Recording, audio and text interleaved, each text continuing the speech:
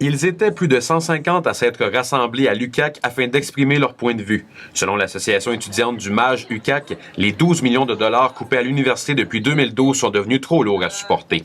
Le leader étudiant Francis Desbrissons a choisi un moyen plutôt original pour faire passer son message. Donc on faisait une chaîne humaine aujourd'hui pour montrer au gouvernement, montrer à la population qu'on ne pouvait plus accepter les coupes à l'UQAC parce qu'ils deviennent trop pesantes. Étudiants, enseignants, chargés de cours, employés de l'UQAC et même des citoyens de Saguenay se sont donc donné la main pour entourer le pavillon Alphonse Desjardins.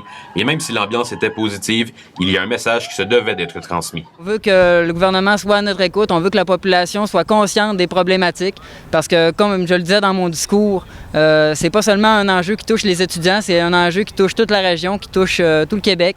Concrètement, là où les étudiants ont perdu en service depuis plusieurs mois, c'est en ce qui concerne les activités d'enseignement. Si à une époque, ces cours de 3 heures par semaine se donnaient dans des classes de 40 ou 60 élèves, la réalité est tout autre aujourd'hui. Donc des classes de 40 et de 60 étudiants se transforment maintenant en classes de 80 puis 120 étudiants.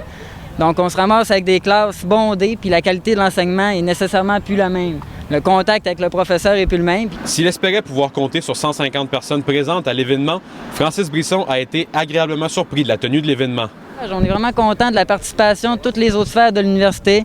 Donc, comme je disais, d'avoir des chargés de cours, des professeurs puis des employés de présents, ça montre qu'il y a une belle solidarité à l'UQAC puis on est vraiment content de ça. Parole de Francis Brisson, le pavillon des humanités de l'Université du Québec à Chicoutimi pourrait être le théâtre de d'autres manifestations dans les semaines à venir.